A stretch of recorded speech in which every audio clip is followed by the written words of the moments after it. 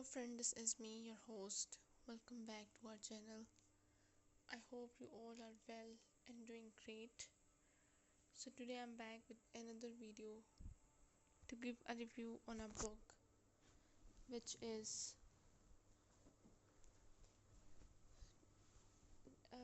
which are three books and three of them about crime, thrilling, mystical stories. Three of them are very amazing mystical stories, but you have to choose one and tell me in the comment section that which one do you like the most. So first book on which I'm going to give a review is the Network of Evil. Introduction. Books that grapple with the complexities of corruption, technology, and organized crime are rarely easy reads, but they are profoundly necessary. Network of Evil begins to explore this category. It is not simply a book about villains or wrongdoers. Rather, it is a meticulously crafted exploration of the systems that allow evil to exist, grow, and thrive in our modern world.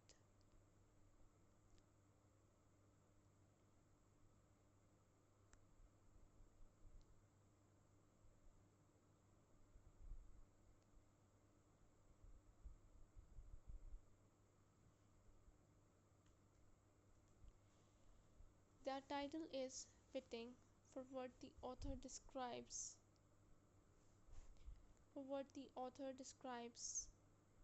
Is not random or isolated crime, but a web of interlinked forces that sustain one another in ways that are often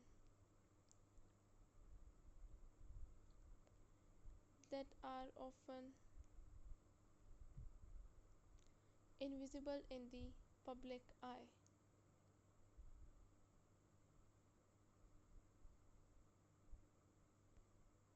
In an age where technological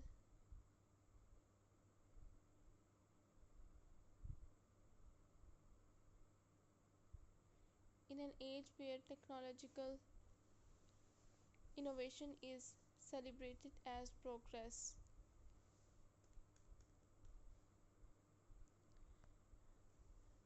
Network of Evil dares to ask uncomfortable questions.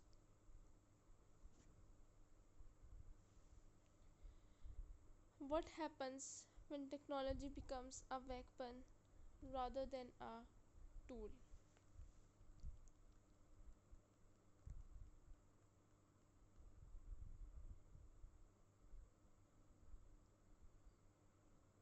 What happens when crime is not the product of isolated individuals but a collective system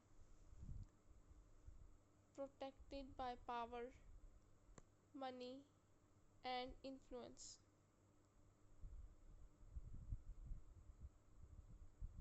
And perhaps most disturbingly, what happens when the very institutions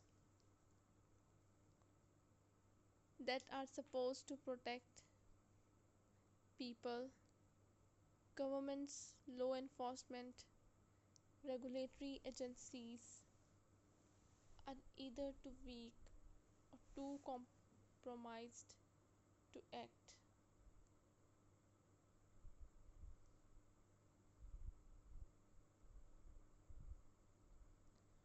The book is both investigative and philosophical.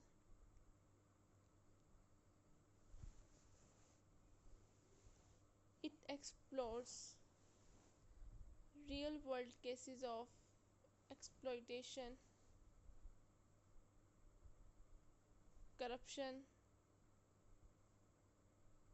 and organized crime while also interrogating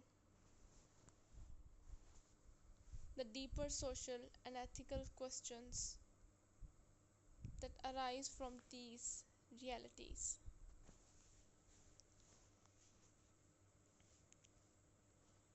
It is a book that leaves readers unsettled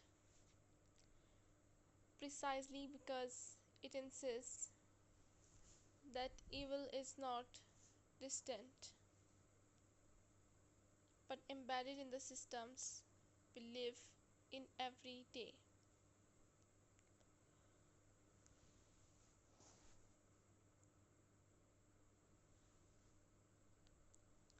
This review will examine Network of Evil in detail,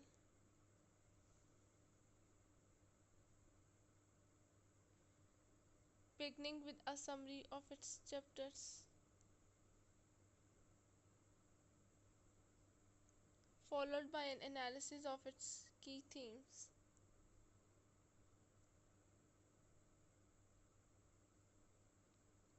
A critique of its strengths and weaknesses, and a reflection on its broader implications.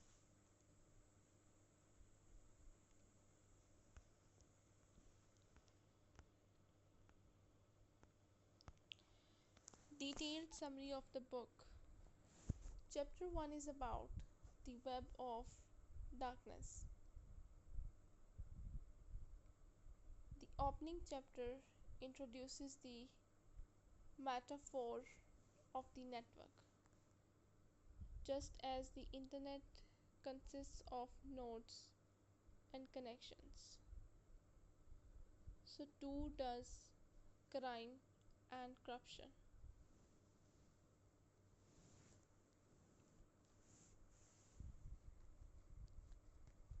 Evil does not thrive in isolation. It is part of a broader web where each player, each system, and each mechanism reinforces the others.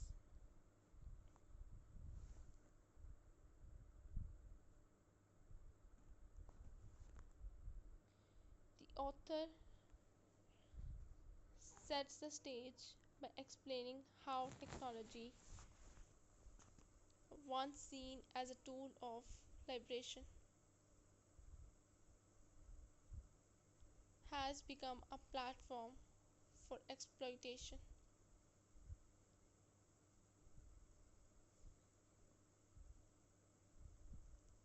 From identity theft to ransomware attacks,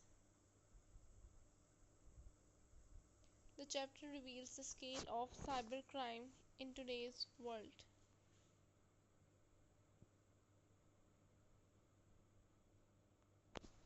Chapter 2 is about technology and exploitation.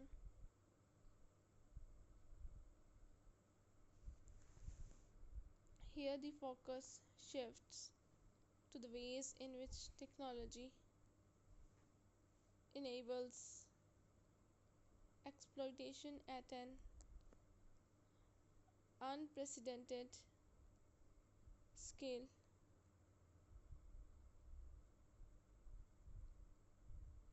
The anonymity of the digital work shields criminals from exposure, while the speed of communication allows for mass manipulation.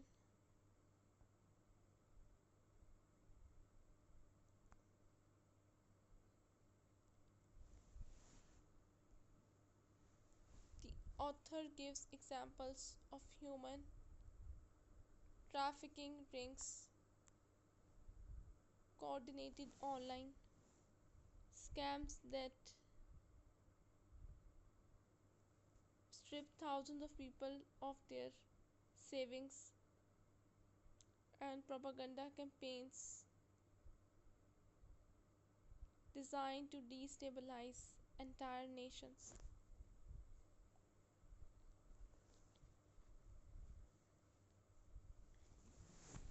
Technology, the author argues,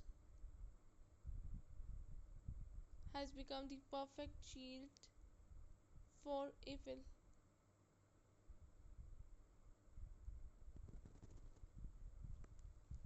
Chapter 3 is about the political syndicate. Crime cannot flourish without protection, and in this chapter, the author turns to politics, corruption in government, collusion between politicians and corporations,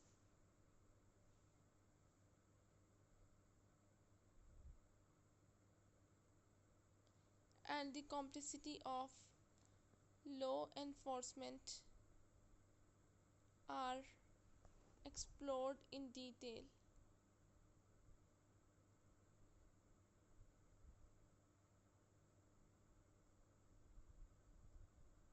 The chapter illustrates how networks of evil embed themselves in power structures,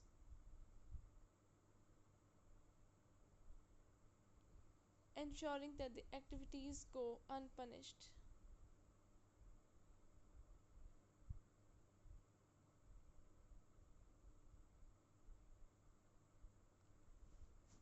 Real world parallels ranging from scandals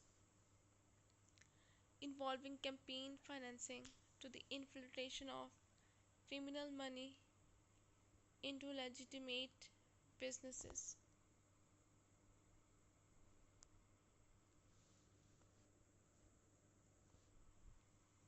make the discussion deeply relevant. Chapter 4 is all about organized crime as a network. This chapter draws a fascinating comparison between organized crime and multinational corporations. Both are structured hierarchically, both depend on loyalty and secrecy, and both are designed to expand. The author dismantles the myth of chaotic criminal groups, showing instead that they are highly organized, disciplined, and strategic.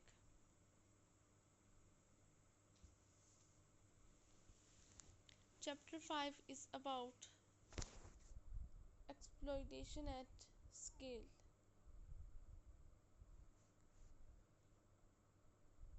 One of the most unsettling chapters, this section reveals how exploitation is not accidental but systematic. Whether it is cheap labor,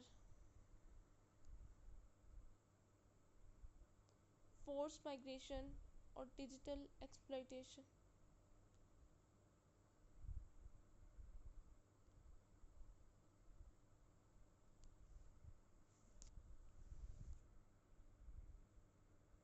the author demonstrates that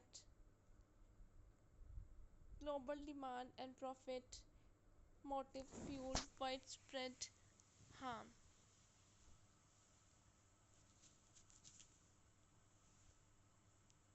The networks are not limited to criminals in the traditional sense.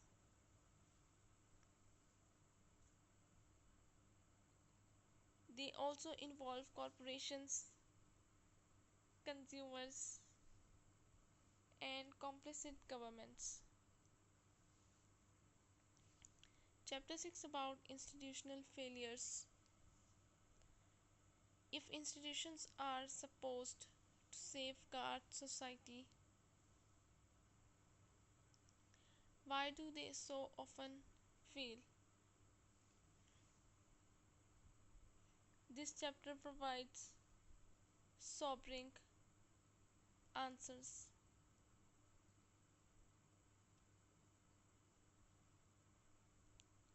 Oversight agencies are underfunded, laws are outdated, and in many cases, the institutions themselves are corrupted from within.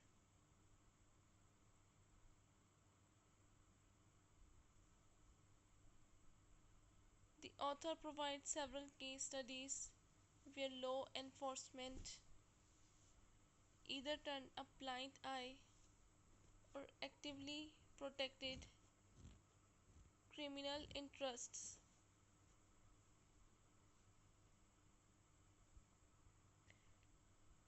Chapter 7 is about the global perspective. Here, the book widens its lens.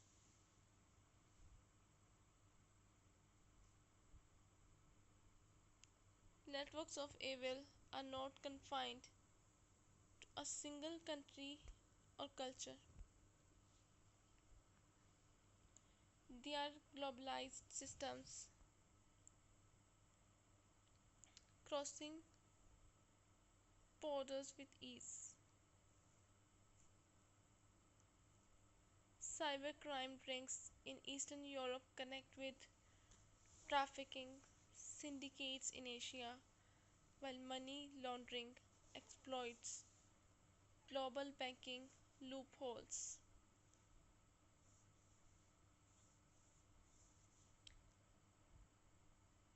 The author makes a compelling case that globalization has not only benefited legitimate businesses but also empowered criminals. Chapter 8: What can be done?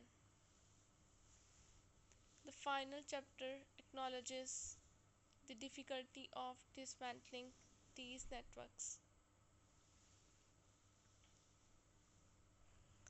However, it argues that awareness is the first and most essential step. Citizens must understand the systems that surround them. Governments must update the strategies, and technology companies must take responsibility for the tools they create. Though solutions are limited, the author emphasizes that knowledge is power and that refusing to see the problem is the greatest danger of all.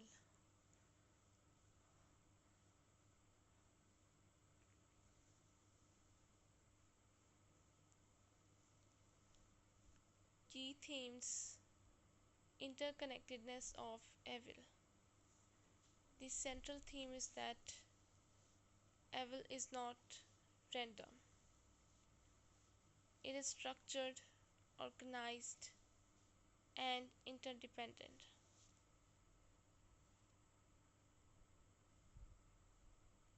A cybercriminal in one country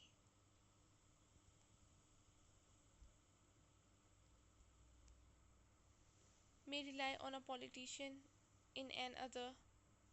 A trafficker may depend on a corporation's blind eye.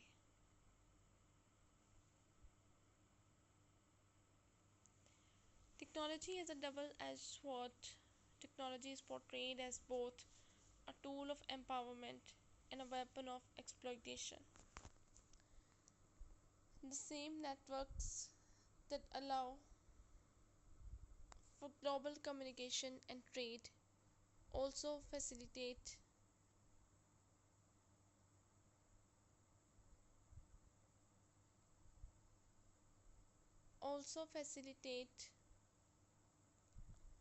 anonymity, disinformation, and exploitation. Systematic failure of oversight. Institutions designed to protect people are too often complicit in their harm. The same, whether through negligence, underfunding, or corruption, these institutions allow evil networks to thrive.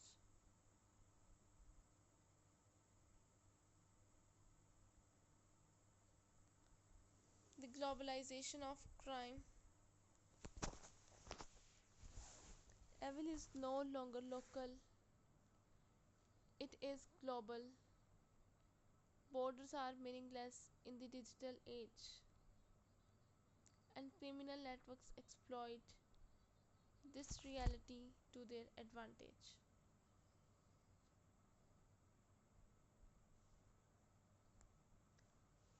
Moral responsibility of society. Finally, the book challenges readers to consider their own rules. By ignoring exploitation or consuming products made under exploitative systems, individuals become silent enablers of these networks. Strengths of the book: depth of research, the use of case studies and real world examples makes the book credible. Narrative style: clear, engaging, and accessible.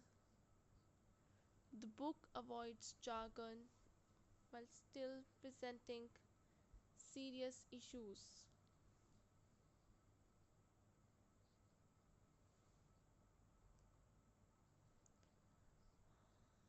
Relevance: in today's era of digital dependency, the arguments feel urgent and unavoidable. Holistic approach: the book does not limit itself to one type of evil. It explores crime, corruption, politics, and technology as interconnected forces.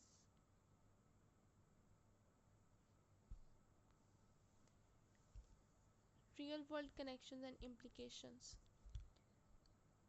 What makes Network of Evil especially powerful is its relevance to current events. When readers hear about ransomware attacks, shutting down hospitals, or political scandals tied to hidden money or workers exploited in global supply chain, they are seeing the very networks the author describes. Conclusion: Network of Evil is not simply a book, it is a wake up call. It forces readers to confront uncomfortable truths about the systems that govern our world.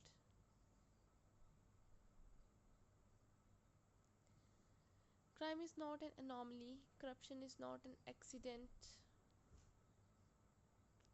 They are parts of a carefully woven web of power, technology, and greed. While the book may not provide easy solutions, its greatest strength lies in its ability to make readers aware, and awareness, as the author insists, is the first step toward change. The second book on which we going to see, which one I'm going to give a review, is One More to Die. This one is another crime thrilling story So let's see what we have in this book. Introduction. Thriller novels have long fascinated readers because they capture the tension between good and evil, order and chaos, law and lawlessness. Among the many subgenres of thriller and crime fiction, psychological thrillers occupy a special place.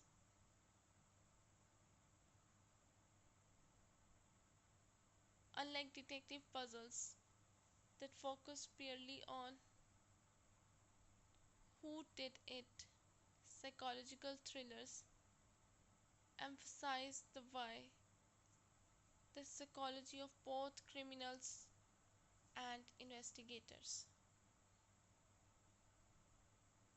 One More to Die firmly belongs to this category. It is more than a tale of a murder and investigation. It is a deep dive into trauma, obsession, morality, and the psychological cost of violence.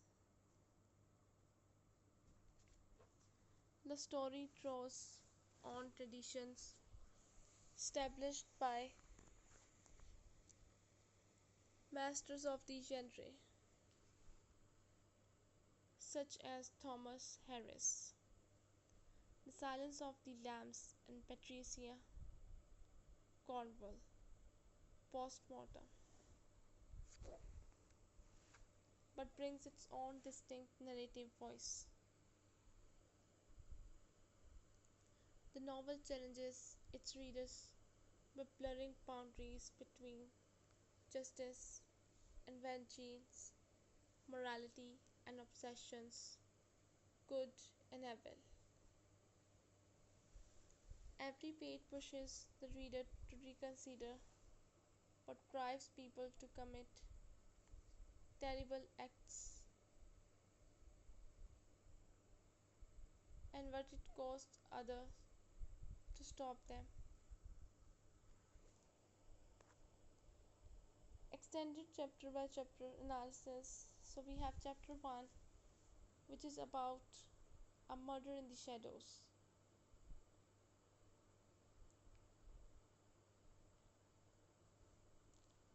The first chapter functions as a hook, plunging readers directly into darkness.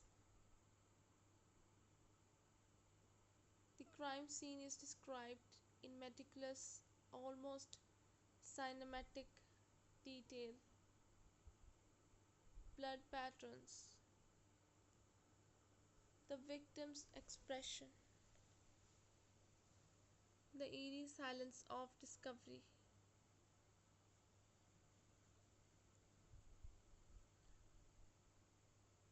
This level of description creates an atmosphere of dread. Symbolically, the shadows in this scene represent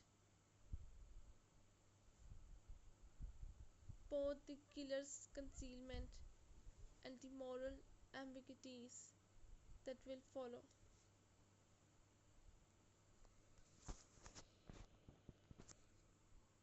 Enter the investigator. Here we meet the protagonist, a detective or investigator scared by personal trauma. He is not a perfect hero, but a flawed, peri figure.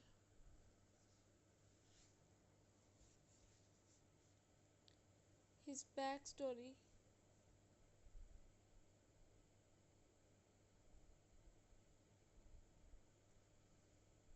His backstory is hinted at through fragmented memories and restless nights.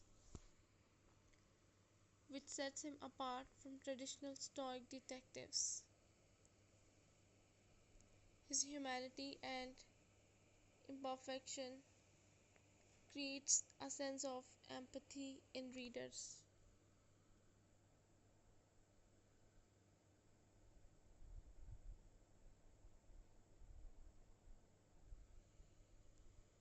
A pattern emerges. The second murder introduces the chilling serial element. The author uses repetition as a narrative technique. Similar crime scene details emphasize the killer's methodical value. The chapter also introduces early psychological profiling, foreshadowing the intellectual duel between investigator and killer. Chapter 4 about tracing the past. The investigation deepens. This chapter uncovers links amongst victims, suggesting that the killer is not random but guided by motive. Thematically, it explores the power of the past, hidden traumas, buried sins, unresolved grievances shaping present actions. The killer's perspective. A bold narrative move occurs here.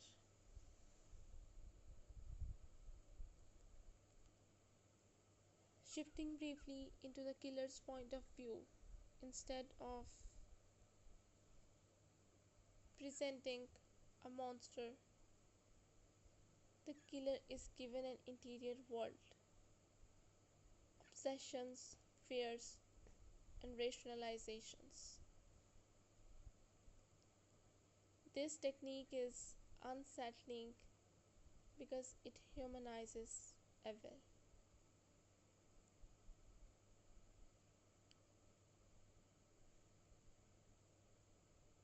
Readers are forced to confront the uncomfortable truth that killers are not otherworldly beings but deeply broken humans.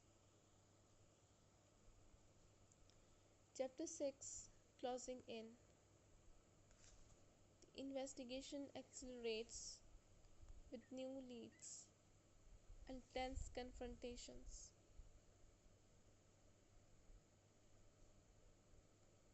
However, the protagonist's emotional state begins to unravel.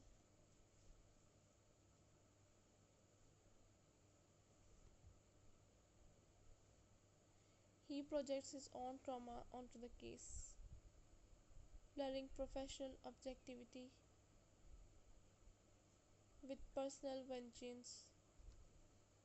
The duality between hunter and hunted becomes increasingly blurred.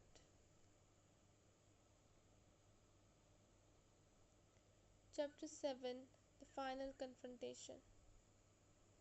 The climax is a dramatic showdown, physical, psychological, and moral. The investigator faces the killer not just with weapons but with words and memories.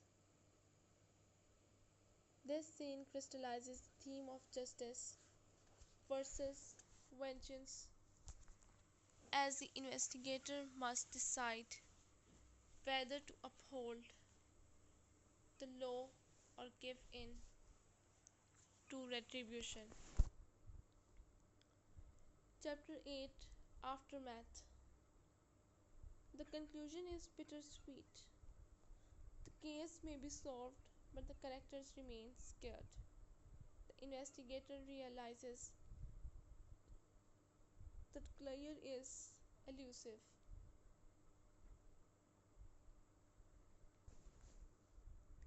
Justice does not erase trauma. This ending underscores the novel's refusals to offer tidy resolutions. Character studies. The protagonist role represents justice but also human vulnerability. Traits: determined, intelligent, flawed, haunted by guilt.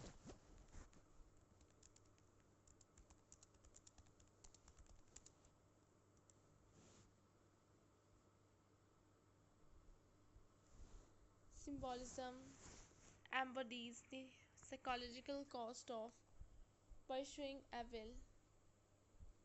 His trauma symbolizes how even justice leaves bounds.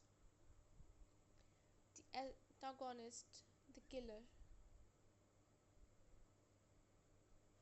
role represents evil but not as an abstract force.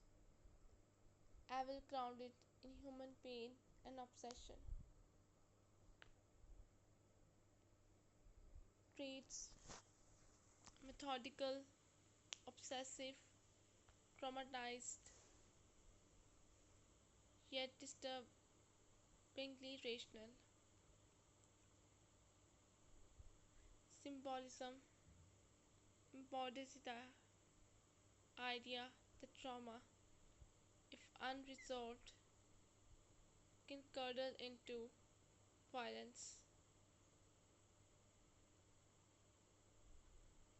He is the shadow self of the protagonist, both broken but choosing different paths.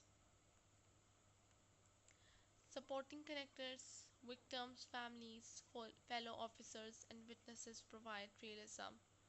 They remind readers that murder is not only a puzzle but also a tragedy that shatters lives. Themes in depth: justice versus vengeance. The novel repeatedly asks, is justice about truth and fairness or about punishment? Both the investigator and killer embody this tension in different ways. Trauma and memory. Trauma is not just backstory, it is a driving force. The investigator is haunted by past cases. The killer is shaped by past wounds. Memory functions as both evidence and curse. The fragility of morality. By humanizing the killer, the novel destabilizes black and white morality. Evil is not always alien, it is disturbingly familiar.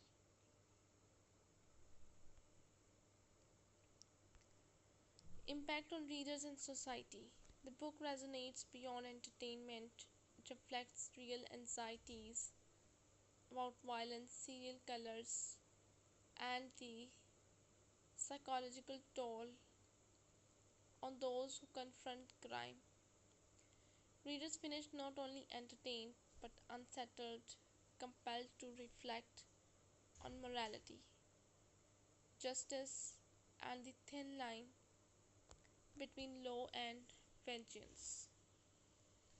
On a societal level, One More to Die reminds us that crime is not statistics.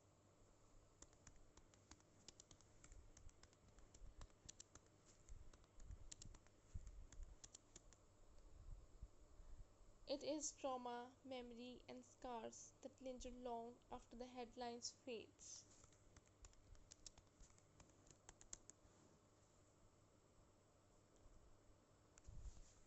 Conclusion: One More to Die is a masterful psychological thriller that succeeds in combining gripping suspense with moral depth. It delivers the thrills of a crime novel while also exploring deeper human questions. Why do people kill? What does justice mean? How does trauma shape us?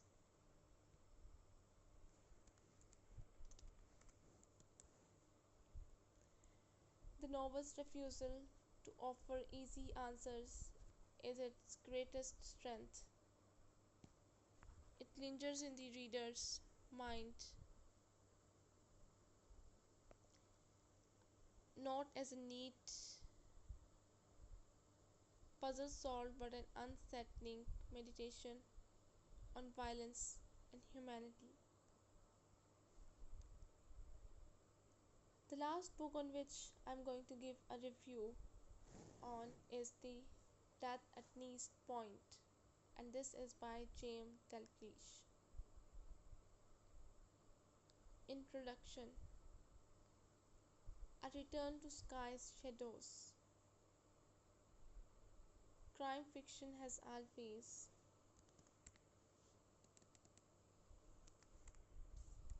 Crime fiction has always flourished in liminal spaces, small communities, isolated landscapes, places where tradition and modernity clash. J.M. Dalglish's Misty Isle Mysteries situates itself firmly in this tradition, evoking the wild beauty of the Isle of Skye by probing the darker recesses of human psychology.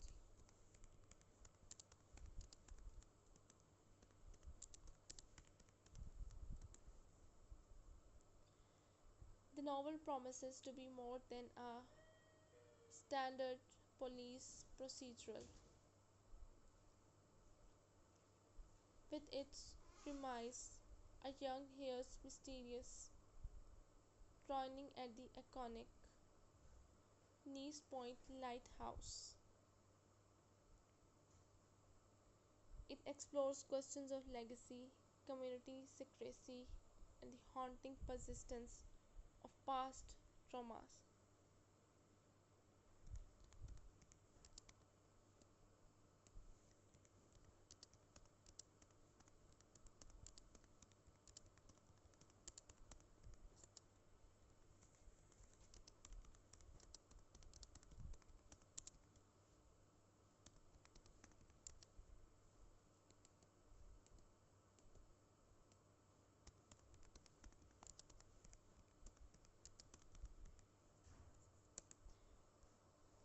Setting the Isle of Skye as a living character. Dalglish's most consistent strength is his atmospheric rendering of place. The Isle of Skye is not merely a backdrop.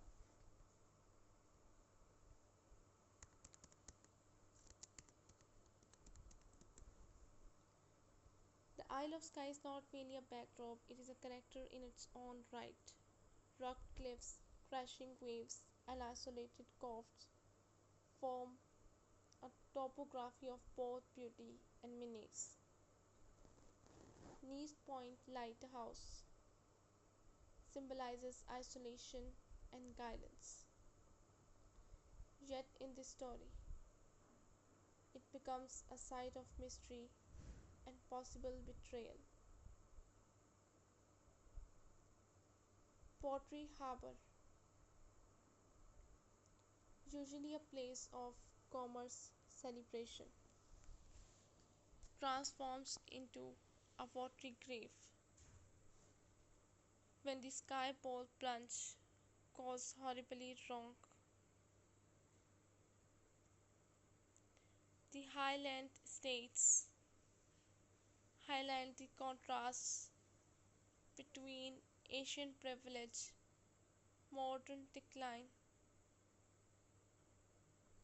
and community resentment. The setting amplifies the themes of secrecy and survival, Skye's remoteness, forces intimacy, everyone knows everyone else's history. Yet it also breeds silence, complicity, and fear. Plot overview: ritual, death, and suspicion. At the heart of the novel is a community ritual turned nightmare. The Skye Balls. The Skye Ball is meant to celebrate continuity and tradition. But when one boy fails to resurface after the dawn plunge, tragedy replaces festivity. Key plot elements include the victim. He is no ordinary teenager, but the heir to a Highland baron with a terminal illness. His death thus has broader implications for inheritance, power, and status.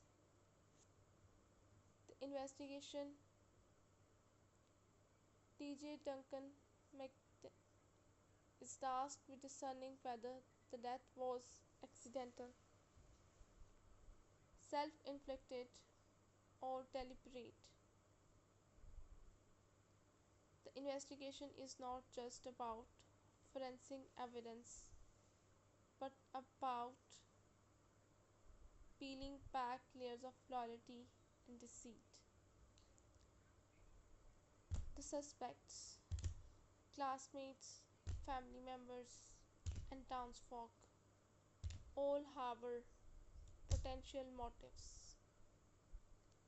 The claustrophobic community setting makes every relationship a potential lead. The resolution: while not yet known, readers can anticipate Dalglish's typical style, a revelation that is both shocking and deeply rooted in corrected psychology. Protagonist analysis: D.I. Duncan McCann. D.I. Duncan McCann has emerged across the Misty Isle series as a deeply human detective.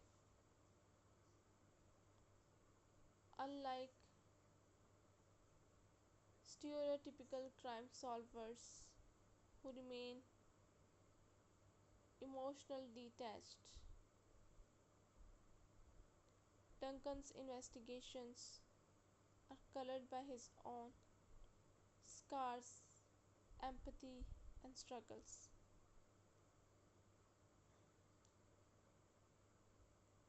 Strengths: keen intuition, persistence, and the ability to empathize with victims' families. Flaws: haunted by personal trauma, occasionally blinded by emotion, and prone to bending the rules when justice demands it. Growth arc: each book brings Duncan closer to confronting his own past, making his professional victories inseparable from his personal evolution. In Death at Neist Point, his challenge is not just to uncover the truth about the drowning, but to navigate the intersection of tradition, wealth, and hidden violence within Skye's insular community.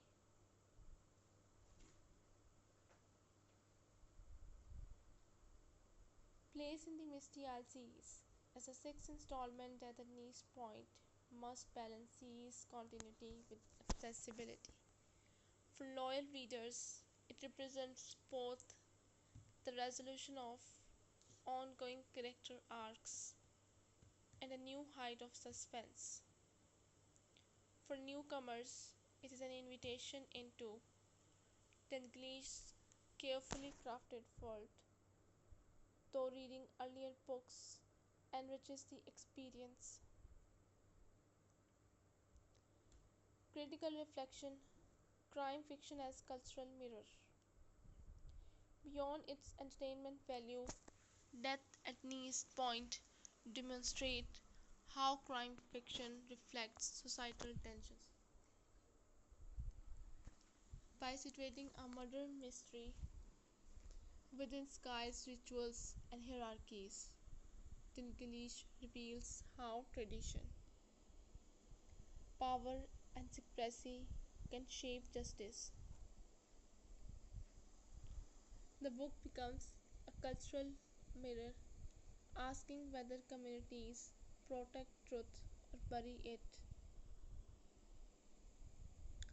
Conclusion: a promising atmospheric thriller. Death at Neist Point promises to deliver, but fans of Dalglish crave atmosphere, emotional complexity, and an investigation that resonates beyond the page.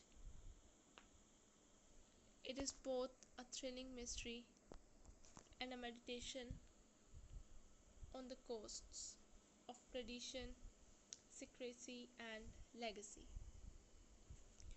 So, this is all we have from these three of the books. All three of them, the crime, thrilling, mystical stories. So, which one do you like the most? You can tell me in the comment section. And if you like the video, don't forget to press the like button. And if you wanted to suggest any other books, you can tell me in the comment section. And if you wanted to buy any one of the best-selling books, you can visit our Amazon page and buy it from there. So I'll be back with another videos to give reviews on another books. Till then, just take care and goodbye.